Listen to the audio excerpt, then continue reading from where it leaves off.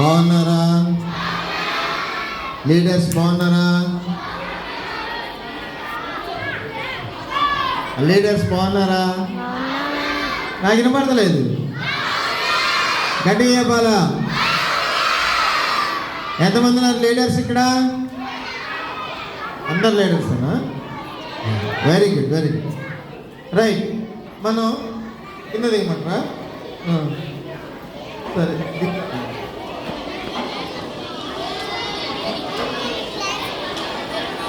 సరే. మీ అందరూ బెలూన్స్ ఇష్టం కదా? ఉంటుంది.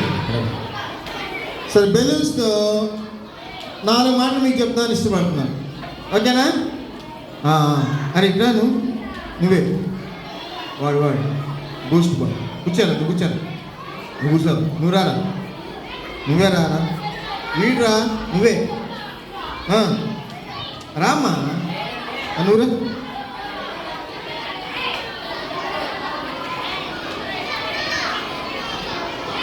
Balloon right. దేవుడు ఫస్ట్ ఏమీ లేనప్పుడు, భూమి మీద ఏమీ లేని సమయం, చాలు ముడిసి అందమైన సృష్టిని దేవుడు మన కోసం చేశాడు. అందులో చెట్లు చేశాడు, నదులు చేశాడు,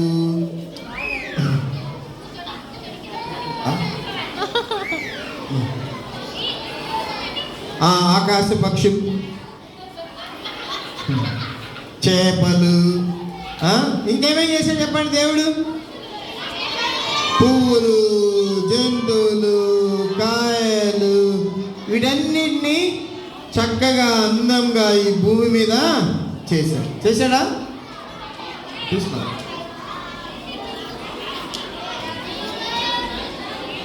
రైట్. అందంగా దేవుడు చేశాడు. ఎవరి కోసం చేశాడు? మనిషి కోసం సమస్తాన్ని దేవుడు. రైట్. అయితే మీ కేసుని నేను గుర్తు చేస్తాను బెలూన్స్ లో. ఈ అందమైన సృష్టిని ఒకడు పాడు చేశాడు. ఎవడు వాడు? అని చెప్పాలా? అరే ఇక్కడ ఏం పేరు నీ పేరు? చెవి.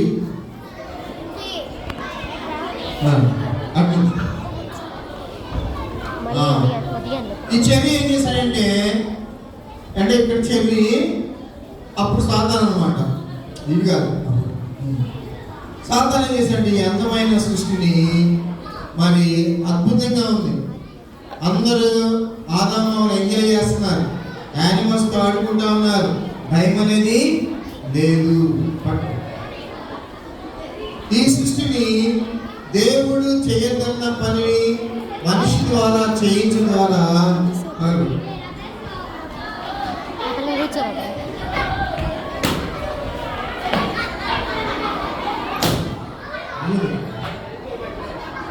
రైట్.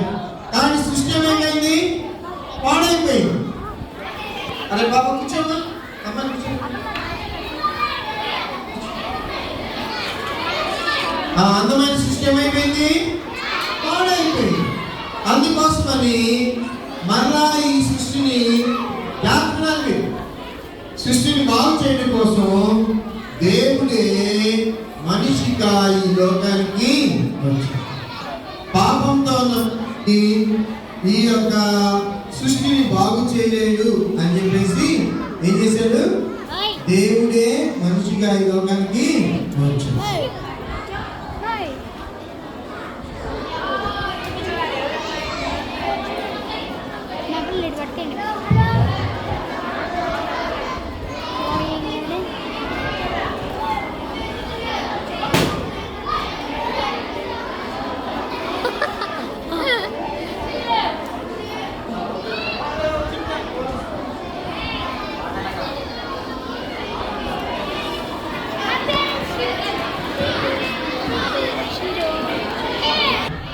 మనిషి చేసిన పాపానికి మనిషికి శిక్ష వేయాలి కదా?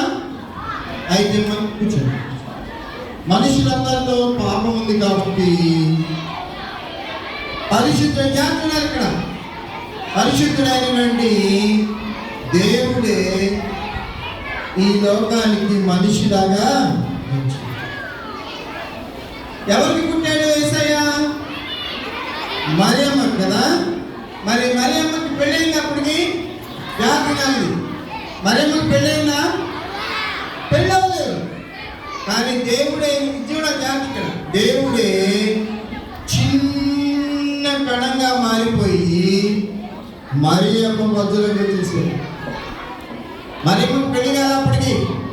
అయినా సరే దేవుడే పరిశుద్ధుడిగా ఈ లోకానికి రావడానికి మరియమ్మను ఎంచుకొని మరియమ్మ వచ్చాడు. చూస్తారా? మరియమ్మ రెడీ 1 2 3 కనబడుతుందా? కనబడుతుందా? లోపల కనబడుతుందా? యేసయ్య ఏం చేశాడు? ఆయనే ఆకాశ విశాలం పట్టజాలని గొప్ప దేవుడు ఒక చిన్న పిండంగా చిన్ని బాబుగా మారి ఎవరి మధ్యలోకి వచ్చాడు? మరియమ్మ మధ్యలోకి వచ్చేసాడు. అది యేసయ్య జననము పరిశుద్ధమైనది. పరిశుద్ధుడుగా ఆయన పుట్టాడు. ఓకేనా? రైట్. పుట్టిన తర్వాత ఆయన పెద్దవాడే. ఈ లోకంలో చాలా అద్భుతాలు చేశాడు. అద్భుతాలు చేసిన తర్వాత ఆయన చెప్పాడు. ఆయన ఏం చెప్పాడంటే, మనుషులందరినీ రక్షించడానికి నా ప్రాణాన్ని పెడుతున్నాను అని చెప్పాడు. అవునా? మనుషులందరి కోసం వేసే ప్రాణం పెట్టాడా లేదా? ఎక్కడ పెట్టాడు? చెప్పాలి. ఎక్కడ పెట్టాడు? సిలువలో యేసయ్య తన ప్రాణాన్ని, అందుకోసం పరిశుద్ధుడైన దేవుడు పరిశుద్ధమైన జన్మని ఈ లోకంలో జన్మించి మనలందరినీ పరిశుద్ధులను చేసి పరిశుద్ధమైన ఆయన పరలోక రాజ్యానికి తీసుకొని వెళ్ళాలని ఆయన ఏం చేస్తున్నాడు? మనుషులను పరిశుద్ధులుగా చేయడం కొరకు యేసయ్య సిలువలో తన ప్రాణాన్ని నమ్ముతారా మీరందరూ? మనకు బదులుగా మనం పొందవలసిన శిక్షని, మనం పాపంతో ఉండి ఆ శిక్ష అనుభవిస్తే మరలా మనము జన్మించాం. కానీ యేసయ్య పరిశుద్ధుడు కాబట్టి ఆయన మనందరి కొరకు ఆయన శిక్షను అనుభవించి ఆయన రక్తాన్ని కాచి ఆయన 3వ దినాన సమాధి చేయబడి 3వ దినాన తిరిగి లేచాడు. దీనిని మనందరం నమ్మాలి. నమ్ముతారా మీరందరూ? నీకోసం యేసయ్య సిలువలో తన ప్రాణం పెట్టాడు. నమ్మిన వాళ్ళందరూ యేసయ్య క్లాప్స్ కొట్టండి.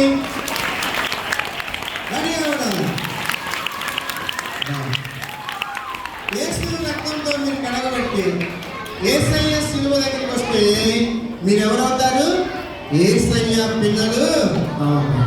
మరి యేసయ్య పిల్లలు ఏం చేయాలి? ఇప్పుడు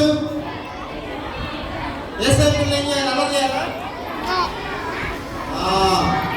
యేసయ్య పిల్లలు ఈ లోకంలో వెలుగని జ్యోతులుగా ఉండాలి. ఎలా ఉండాలి?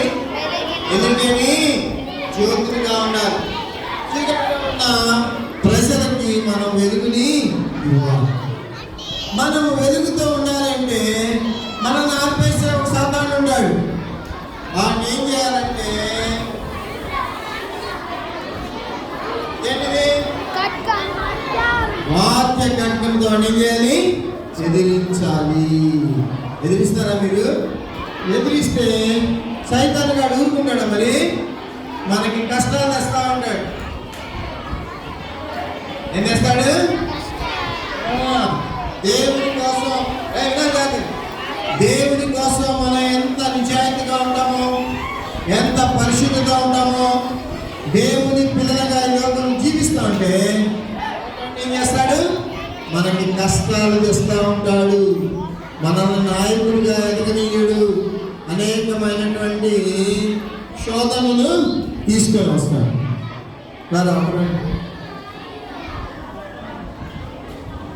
పట్టుకోండి. ఎవరు? మహేష్ బాబు.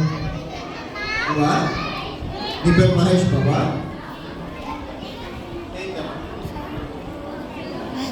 చేయను పడుతుంది.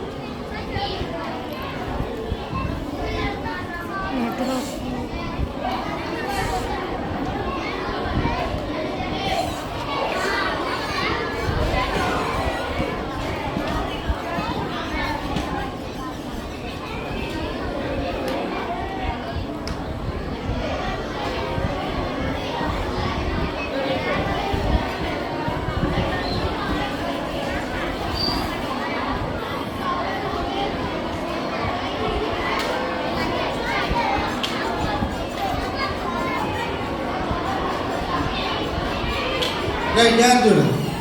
సో సాతాను ఏం చేస్తాడంటే పిల్లలు మన మీద అగ్ని బాణాలు వేస్తూ ఉంటాడు. మనం ఏం చేయాలి? ప్రార్థన చేసుకోవాలి, చేయాలి, వాక్యం చదువుకోవాలి. ఇక్కడ చూడండి, ఇందులో ఏమున్నాయి?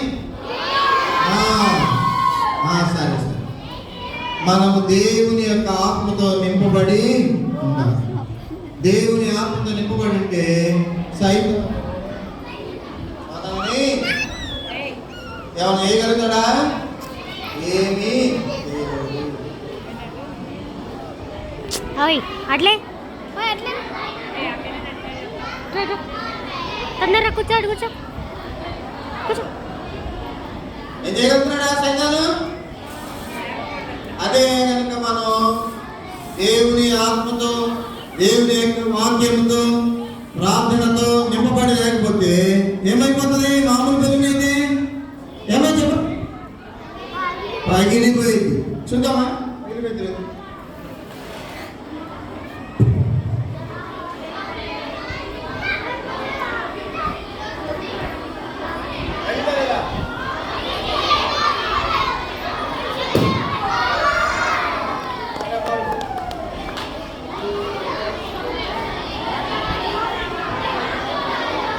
కాబట్టి మనం ఏం చేయాలి? దేవుని వాక్యంతో, ఆయన ఆత్మతో మన నింపబడి ఉంటే సైతాను గాడు ఎన్ని బాణాలు వేసినా మనకేమీ కాదు.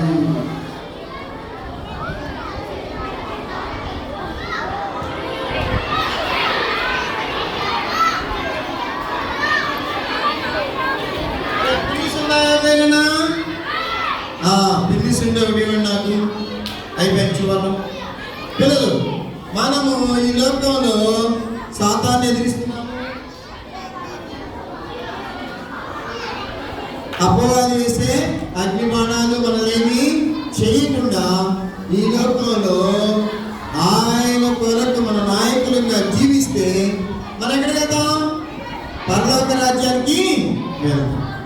ఎంతమందికి ఇష్టం పరలోకానికి వెళ్తాం? ఉదయం అంకులు చెప్పారు కదా పరలోకం గురించి. పరలోకానికి ఇప్పుడు ఒక్క మాట చెప్తానండి. యేసయ్య ఈ లోకానికి రాబోతా ఉన్నాడు. యేసయ్య ఈ లోకానికి రాబోతా ఉన్నాడు. రాజులకు రాజుగా, ప్రభువులకు ప్రభువుగా రాబోతాం.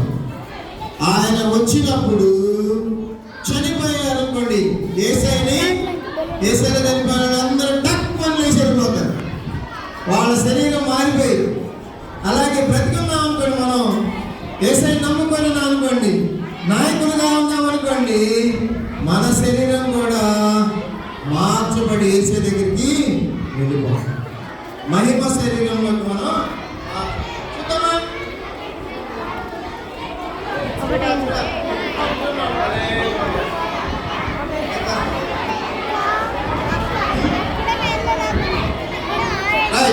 యేసయ్య వచ్చినప్పుడు ఏం జరుగుతుందో చూద్దాం. బ్రతికి ఉండి యేసయ్యగా ఉంటే వాళ్ళు రూపాంతరం మారిపోతారు, మహిమ శరీరం వచ్చేస్తుంది. అలా చనిపోయి సమాధిలో ఉన్నారనుకోండి, వాళ్ళు కూడా లేచి యేసయ్య దగ్గరికి వెళ్ళిపోతారు. చూద్దామా? రెడీ, 1 2.